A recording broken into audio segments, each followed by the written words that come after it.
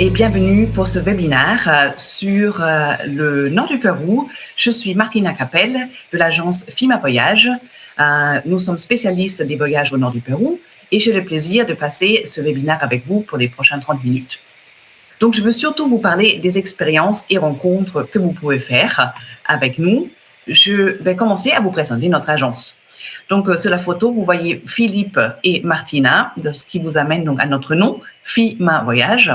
Nous sommes un couple franco-allemand et nous sommes arrivés au nord du Pérou en janvier 2015. Mais d'abord, qui sommes-nous? Donc, moi, je suis allemande. J'ai fait une école de gestion d'hôtellerie et de tourisme en Suisse. J'ai après travaillé à l'international dans l'hôtellerie. Mon mari, lui, il est juriste et je l'ai rencontré en France et ensemble, on a tenu un hôtel 4 étoiles à Saint-Rémy de Provence pendant 11 ans. Avant de partir en voyage avec nos enfants, on a fait différents pays, on a fait la Thaïlande, les États-Unis, on a travaillé comme volontaire durant 8 mois au Costa Rica, on est passé par l'Équateur et on est arrivé justement en 2015 à Chachapoyas, au nord du Pérou, où on a donc créé notre agence de voyage. Quand on est arrivé en 2015, on a tout de suite fait des rencontres avec des personnes extrêmement intéressantes, chaleureuses, qui nous ont motivés finalement à rester au nord du Pérou et à créer notre agence de voyage. On a eu la chance de tout de suite pouvoir aller à la rencontre des communautés, donner des formations avec la DIRSE-Tour, la Direction régionale du tourisme, et être directement impliqué dans le développement touristique de la région de Chachapoyas. Après, Chachapoyas, c'est une région au nord du Pérou, et il y en a plein d'autres. On a eu la possibilité de visiter les sites archéologiques et naturels, et on a commencé à écrire sur tout ce qu'on a vu, parce que le nord du Pérou est beaucoup moins connu que le sud du Pérou. Et on s'était dit, il fallait d'abord créer une envie, en fait, montrer ce qu'il y a pour pouvoir vendre des voyages dans ces régions encore méconnues. Donc, la première année, 2015, on a finalement travaillé comme blogueur avant d'avoir nos premiers 8 clients en 2016. Après, on a eu jusqu'à 150 clients en 2019. Après, il y avait la pandémie et maintenant, depuis la pandémie, ça a bien repris. Donc, le nord du Pérou, c'est vraiment une destination à découvrir. Donc, comme je disais, donc on est arrivé en 2015, en janvier, et on a créé l'agence en mars. Donc, pourquoi vous devriez choisir notre agence, donc FIMA Voyage?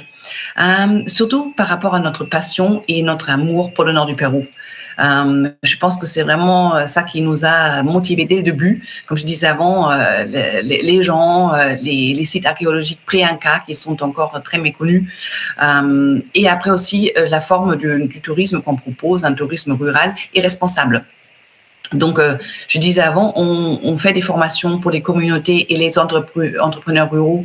Donc, ça peut être des artistes, des artisans, des agriculteurs, pour justement les accompagner dans dans le développement touristique de leur région et pour que eux puissent être acteurs de ce développement. Donc, ça, pour nous, c'est très important. Et après, bien sûr, pour vous, c'est intéressant de choisir de travailler avec nous pour proposer une nouvelle destination à vos voyageurs. Donc, ce que nous pouvons vous apporter, bien sûr, une expérience de 25 ans dans le tourisme. Donc, on travaille avec une clientèle française, allemande, américaine, anglophone. Donc, je pense qu'on a la compétence, disponibilité et l'écoute pour ces différentes clientèles et aussi pour vous en tant que partenaire agence de voyage. Et on a l'expertise du terrain, bien entendu, comme je disais tout à l'heure, on connaît tous les endroits en fait qu'on vend. Donc, on propose aussi des conseils et formations pour votre équipe, parce que comme vous seriez notre interlocuteur direct, c'est important que vous compreniez également les spécificités du terrain, les distances qui ne se mesurent pas vraiment en kilomètres, mais plutôt en heures. Voilà, donc c'est important de savoir comment se présente la région où vous allez envoyer vos clients. Bien entendu, on peut faire une personnalisation totale. Ça dépend vraiment de ce que vous, comme agence ou votre client, vous souhaitez. On peut faire un voyage 100% archéologie, Priyanka, un voyage 100% randonnée, un mélange culture, archéologie. Donc, c'est vraiment, on est à votre écoute et on est force de proposition aussi pour créer ce voyage phare que vous souhaiteriez peut-être mettre sur votre site Internet ou proposer à vos clients. L'éthique de travail et la loyauté, pour nous, c'est primordial. Donc, on travaille avec différentes agences à niveau international et depuis des années, oui. Et je pense que ce rapport de confiance entre agences et nous, opérateurs locaux, c'est très important. On travaille avec des guides professionnels en anglais. Donc, il faut savoir qu'il n'y a pas de guide francophone dans les régions du Nord, ou sinon, c'est sur la côte. Et donc, si vous voulez faire un circuit avec guide francophone, il faut effectivement le faire venir soit de Lima, soit de la côte. Et donc, c'est un coût. Mais sinon, on a des très bons guides professionnels de tourisme. C'est une formation complète de 3 ans en anglais. Bien sûr, on fait un partage d'informations en temps réel, soit par WhatsApp, soit par mail. Tous les jours, on vous informe du suivi de vos clients durant le voyage. Donc, on est en contact avec eux ou vous, ça dépend comment vous préférez. Mais donc, on est tout le temps, on peut vous tenir au courant au jour le jour. Nos engagements. Donc, je disais dès le début, en fait, notre mission, notre slogan, c'est expérience et rencontre au nord du Pérou. Donc, on fait des actions concrètes, comme par exemple des formations, comme je disais dès le début, en fait, de notre création d'agence de voyage, les formations sur place ou par visio aussi. On a une certification Travel Life Partner depuis 2019 qu'on a renouvelée en 2023 et qu'on est en train de voir le niveau Travel Life Certified pour l'année prochaine. Depuis 2022, nous travaillons avec une ONG Conservamos por Naturaleza, une ONG péruvienne qui aide à reforester ou à maintenir des forêts. Donc, nous, on travaille avec l'ACP Los Chilchos, qui se trouve dans la région Amazonas, dont la capitale Chachapoyas. Donc, chaque voyageur avec FIMA Voyage ou avec donc les agences de voyage avec lesquelles on travaille adopte un arbre dans l'ACP Los Chilchos. Alors, donc, pourquoi vendre des voyages au nord du Pérou? Je pense primordialement, c'est effectivement les habitants, leur chaleur, la convivialité, l'accueil qu'ils peuvent faire à vos voyageurs, qui sont très importants. Après, bien entendu, il y a des traditions ancestrales qui sont toujours vivantes dans toutes les régions, selon les cultures anciennes qui y étaient. Bien entendu, il y a une faune et flore surprenante. Et donc, il y a 2 des plus grandes cascades au monde qui sont dans la région Chachapoyas. Donc, il y a Gocta avec 771 mètres et Yumbilla avec 895 mètres en 3 chutes. Il y a l'archéologie Priyanka, j'en ai déjà parlé, et on en parlera tout à l'heure encore un peu plus. Il y a la possibilité de faire des randonnées de tout niveau, donc ce qui peut être intéressant aussi pour une clientèle familiale. La gastronomie, selon où vous êtes au nord du Pérou, vous avez différentes spécialités locales. Et bien sûr, c'est beaucoup moins touristique et il y a moins de monde qu'au sud. Donc, ce qui est peut-être idéal pour les repeaters, mais aussi pour des gens qui font un premier voyage au Pérou et qui ne connaissent pas ou qui cherchent quelque chose de différent. Donc, juste pour aller un peu plus en détail, donc je vous ai préparé une carte du nord du Pérou. Donc, vous voyez, c'est comme le sud en fait. Ici, vous avez la côte entre Lima et après, vous avez la frontière Équateur. Après, vous avez les Andes. Donc, c'est ici que vous avez Chachapoyas, Cajamarca. Et après, bien sûr, vous avez une grande partie de l'Amazonie. Donc, il y a, selon la région où vous êtes, vous avez les différents écosystèmes, donc désert, selva alta, selva baja, et finalement l'Amazonie avec le fleuve Marañón, l'Amazone, et bien sûr avec les écosystèmes viennent également la biodiversité qui est très différente selon la région. Quelques informations générales sur le nord du Pérou. Bon, on a les mêmes saisons que le sud, donc on a la saison sèche et la saison de pluie. La saison de pluie, c'est généralement entre novembre et avril. La saison sèche, c'est entre mai et octobre. Donc, ça ne veut pas dire que vos clients ne pourront pas voyager durant la saison des pluies. C'est là que justement vous allez voir les cascades le plus remplies, le plus impressionnantes.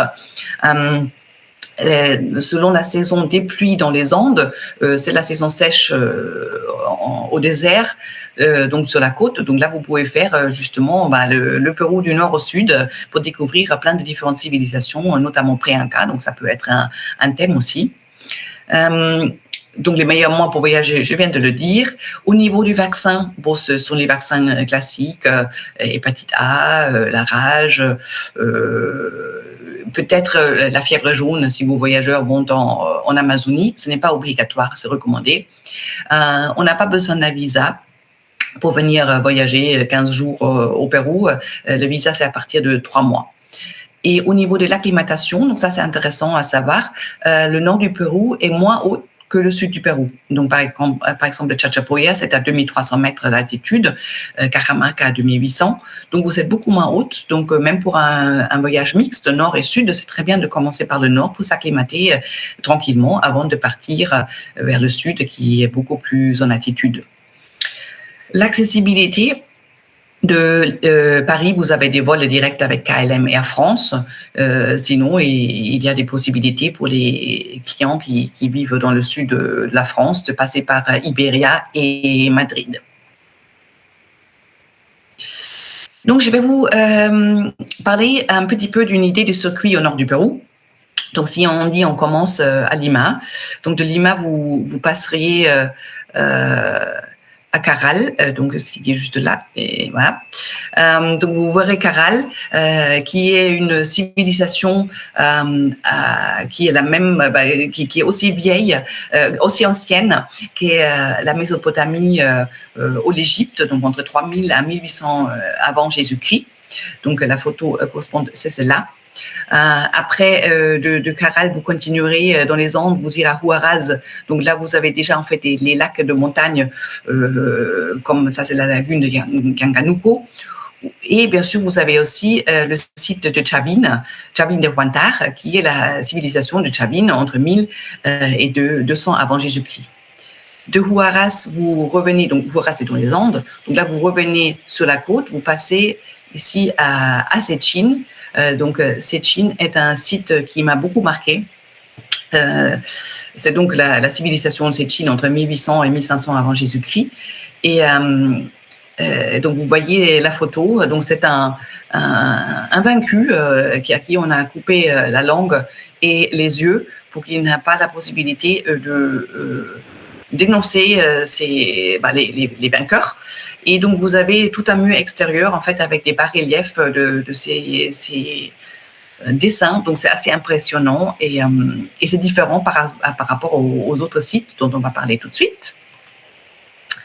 Donc là, donc vous êtes venu de Lima, vous avez fait Huaraz, vous avez fait Sechin, donc vous arrivez à Chiclayo, Trujillo et Chiclayo. Donc là, vous avez les civilisations des Moche, donc d'abord entre 100 et 800, suivies par les Chimú entre 1000 et 1470. Donc à Trujillo, vous avez les deux sites, donc vous avez Huaca de la Luna et del Sol, qui justement vient passer la civilisation Moche. Vous avez la cité de Chan Chan, qui est la plus grande cité en adobe du monde, qui est énorme, qui est également à Trujillo. Si vous ensuite vous passez entre Trujillo et Chiclayo, vous avez le site de El Brujo et la Señora de Cao, qui est également impressionnant et un endroit fort spirituel. Donc après vous arrivez à Chiclayo. Et à Chiclayo, vous avez la vallée des pyramides. Donc, il y a 27 pyramides. Vous ne les visitez pas tous. Donc, les pyramides, en fait, comme ils sont tronqués. Donc, là, vous voyez un peu, on pourrait dire que c'est un arbre, une montagne, mais en fait, c'est une pyramide tronquée. Il y a un très, très beau musée, assez ludique, qui plaît beaucoup aux enfants aussi. Et bien sûr, je pense que ça, c'est un des meilleurs musées du Pérou.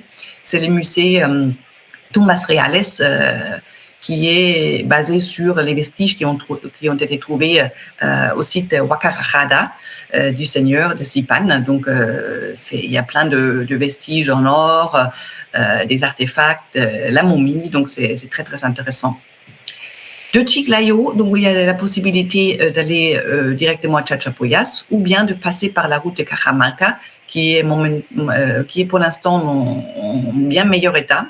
Donc, de passer à Cajamarca. Donc à Cajamarca, vous êtes dans les Andes, et à Cajamarca, vous avez le site notamment des Ventanillas de Otuzco que vous pouvez voir ici, mais également vous avez un autre site qui s'appelle Cumbemayo, en fait sur la route ici entre Chiclayo et Cajamarca, vous avez aussi le site de Kunturbazi, donc plein de sites archéologiques pré-incas à découvrir. En même temps que je parlais des différentes régions, je veux également parler de nos expériences communautaires qu'on propose dans les mêmes régions. Donc, je vous ai dit qu'on travaillait avec les communautés et les entrepreneurs ruraux et locaux depuis notre début. Donc là, sur les premières photos, vous voyez, par exemple, ça c'est l'atelier des Hermanos Garcia, donc les frères Garcia, qui continuent à maintenir la tradition des moches. Donc là, il est en tenue traditionnelle et avec un instrument de musique aussi traditionnel. Donc les frères, là vous voyez qu'un seul, mais en général ils sont 3. Donc ils vous montrent comment ils font encore aujourd'hui la céramique des moches avec des moules. Et aussi, justement, ils font la danse et la musique. Donc, c'est assez intéressant de voir cette tradition encore vivante une fois que vous avez visité les musées. Et sinon, vous avez une association à Trujillo qui vous propose la danse Paso de Caballa et Marinera. Donc, il y a une danseuse que vous voyez en blanc qui danse, elle est pieds nus, et elle danse avec le cheval, en fait, et le chevalier ensemble. Donc, ça aussi, c'est quelque chose qu'on peut faire à Trujillo qui change un peu des sites archéologiques. Après, à Tucumé, donc ça, c'est aux pyramides de Tucumé, vous avez l'artiste Julian Bravo que vous voyez ici sur la photo, et qui lui propose, c'est une sorte de batik sur coton nativo, donc sur le coton de la région, et donc il vous fait participer à un atelier de préparer les teintures, teindre le coton et faire des symboles moché sur le tissu, donc c'est aussi très intéressant. Et la possibilité, juste ici, ça c'est une autre tradition, c'est los máscaras de los diablicos et les danses aussi qui vont avec. Donc il y a la possibilité de faire un atelier de faire ces masques, on les fera dans ce cas-là en carton, normalement ils sont en fer, et aussi de les peindre, et après avec les costumes apprendre un peu les pas classiques traditionnels qui se font toujours et qui sont sortis pour toutes les festivités traditionnelles. Donc, je voulais juste revenir un peu sur cette collaboration avec nos partenaires locaux et vous parler un peu de ces impacts positifs, en fait, pour les communautés. Après, je parlerai aussi de l'impact positif pour vos voyageurs. Donc, c'est ce partage des traditions. Je pense que c'est ça qui est le plus important point dans cet impact positif, le partage des traditions et la valorisation de la culture locale. Tous nos partenaires, ils sont vraiment, ce qui les intéresse, c'est pas uniquement générer un revenu supplémentaire, qui est un autre point qui est important bien sûr, mais c'est pas la motivation principale. C'est vraiment ce côté de montrer ce qu'ils savent faire, de le partager avec le voyageur. Ça permet quand même justement à avoir plus d'estime pour soi. Donc souvent ce sont des femmes qui font ces activités traditionnelles. Donc ça peut être la céramique, ça peut être le tissage, les cours de cuisine. Donc oui, ce sont des femmes. Donc ça leur permet effectivement avoir une certaine indépendance, avoir leur propre revenu. Ça aide pour l'égalité des genres aussi. Et surtout, ça encourage les initiatives. C'est aussi justement pour les jeunes, surtout dans les Andes, qui souvent il n'y a pas beaucoup de possibilités d'emploi que effectivement rester dans l'agriculture. Le tourisme leur donne des possibilités, de nouvelles opportunités. Donc c'est très important pour nous. en même temps dans un rayon un peu plus macro-économique, avec une volonté politique, ça permet de développer l'accessibilité, améliorer les routes, avoir peut-être des aéroports, et améliorer aussi les infrastructures, notamment au niveau de l'éducation, mais aussi la santé. Et bien entendu, aussi avec une volonté politique, ça permet de préserver les sites archéologiques et naturels. Et on a énormément au Pérou, et donc on ne peut pas tous les sauver, mais un intérêt touristique permet tout de suite effectivement à prendre plus soin. Donc on va continuer notre circuit. Donc là, on était à Cajamarca, que vous voyez ici en bas. Donc on va traverser Cajamarca, passer l'Endine, et on va arriver à Laimebamba. Donc Chachapoyas c'est ici. Ici c'est Pedro Ruiz, et de là vous partez en fait pour l'Amazonie. Ici c'est l'autre route d'où vous pouvez venir de Chiclayo par Jaén, Bagua, et après donc également arriver dans la région de Chachapoyas. Donc on peut très bien voir que pour arriver à Chachapoyas, vous n'avez qu'une route. En fait, vous avez deux routes. Vous arrivez par Chiclayo, vous arrivez par Cajamarca, mais après en fait au sein de Chachapoyas, de la région Amazonas, il n'y a qu'une seule route. Vous voyez que en fait, je dis souvent la région de Chachapoyas, ce qui n'est pas vrai. Chachapoyas est la capitale de la région Amazonas, mais comme la région elle s'appelle Amazonas, ça fait souvent un peu un quiproquo, parce que les gens pensent que c'est l'Amazonie, mais c'est pas l'Amazonie. Donc tout de ce que je vous parle ici, c'est dans les Andes. Donc je disais, Chachapoyas lui-même est à 2300 mètres. Cuelap, notre site phare, il est à 3000 mètres. Donc tout est en altitude. Mais bon, je reviens donc ici à Laimebamba. Donc à Laimebamba, vous avez le musée des momies.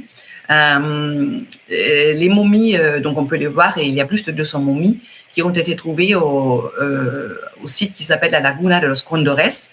Je vois souvent dans des circuits pour le nord du Pérou que c'est juste à côté de Laimebamba, ce qui n'est pas vrai du tout. La Laguna de los Condores est un jour de marche depuis Laimebamba. Il faut croiser la forêt, c'est humide, c'est difficile. Et donc, aujourd'hui, vous pouvez trouver donc les momies et d'autres reliques de ce site, des mausolées de la Laguna de los Condores, au musée de Laimebamba. C'est une volonté de la communauté de Laimebamba. C'est eux qui ont ramené les momies et qui fait en sorte qu'on pouvait que ce musée se construit. Donc c'est un musée fascinant. Il y a aussi une grande collection de quiplous. Donc je pense qu'il faut absolument le visiter quand vous êtes dans la région de Chachapoyas. Donc Chachapoyas, c'est la culture des Chachapoyas. Elle était entre 800-900 à 1450, et donc ils ont évolué dans toute cette vallée. Il y a différentes périodes. Donc ici vous voyez les mausolées de Revache. Donc ce sont les mausolées comme on a pu les voir à la Laguna de los Condores. Donc ce sont 1, 2, 3 étages. À l'intérieur il y a les momies. Après vous avez les sarcophages de Carajilla, donc une autre sorte de enterrer les hautes personnalités de la culture Chachapoya. Donc ce sont des sarcophages qui sont 2 mètres de haut, et à l'intérieur vous avez la momie qui elle est plutôt enveloppée dans du coton, donc des os, c'est un tas d'os pour dire comme ça. Vous avez Cuelap qui se trouve justement au milieu entre Chachapoyas et Laimebamba. Donc c'est notre citadelle à 3000 mètres d'altitude. Il y avait plus de 500 maisons rondes, comme vous pouvez voir un vestige ici. Donc il y a encore plein de mystères qui ne sont pas résolus, mais l'endroit est magnifique. Et bien sûr, je parlais tout à l'heure, vous avez Gocta. Donc Gocta, c'est la cascade qui fait 771 mètres en 2 chutes. Donc ici aussi, on peut proposer différentes expériences communautaires. Donc sur la communauté de Laimebamba, j'ai parlé tout à l'heure, vous avez les femmes qui font le tissage. Donc vous pouvez voir tout le processus depuis la laine, le nettoyage de la laine, comment se file la laine, comment se teint la laine, et après en fait le processus, comment on fait le tissage de la manière traditionnelle. Vous avez le monsieur Seigneur Miguel Huaman, qui lui, il a fait toutes les répliques des statues en bois que vous pouvez voir au musée de Laimebamba. Et donc, il propose des activités justement autour de ces mini-sarcophages. Donc, lui, il a sculpté les sarcophages. Et l'activité consiste effectivement à aller peindre selon la symbolique des chachapoyas. Donc, ça, c'est une activité qui plaît aussi aux enfants. Dans la communauté des Quispeces, vous avez la possibilité de faire des activités plus axées culinaires autour du fromage frais. Vous pouvez faire du pain ou bien vous faites une demi-journée avec Rosita pour voir la chakra de café.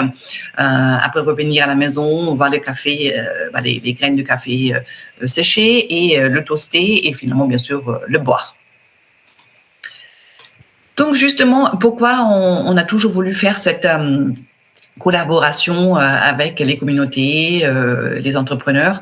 Je disais tout à l'heure les avantages pour nos partenaires, mais également l'impact pour les voyageurs. C'est vraiment une façon différente d'aborder un pays. Donc, vous avez des rencontres avec des habitants du pays. Donc, vous avez vraiment un échange interculturel qui, pour nous, c'est très important. Tout ce côté, pas uniquement ce que vous pouvez voir et pouvez expérimenter, mais également ce que vous pouvez donner à nos partenaires. Et c'est vrai qu'eux, ils sont très intéressés toujours pour voir ce qui se passe ailleurs. Et je pense que cet échange, il est très enrichissant. Donc pour le voyageur, bien entendu, ça fait des expériences uniques parce que si vous revenez avec le mini sarcophage que vous avez peint vous-même, ça fait un souvenir incroyable avec toute une histoire derrière. C'est la même chose pour là sur la photo, on voit c'est un conteur de Revache, de San Bartolo, qui vous raconte l'histoire de sa communauté, les légendes. Donc ce sont des souvenirs, je pense, qui restent pour toujours. Et je pense aussi que voilà, le tourisme devrait être source d'une meilleure compréhension des pays et des cultures. Et donc avec ces activités, c'est vraiment l'impact pour les voyageurs que nous cherchons à avoir. Donc, je continue avec les expériences communautaires à Chachapoyas même. Donc, vous avez par exemple des associations de danse. Ce sont beaucoup de jeunes gens qui toujours gardent les danses traditionnelles vivantes. Donc, ils s'entraînent toutes les semaines. Ils sont tous les différents costumes qui coûtent cher. Et il y a la possibilité de participer à leur spectacle pour les encourager.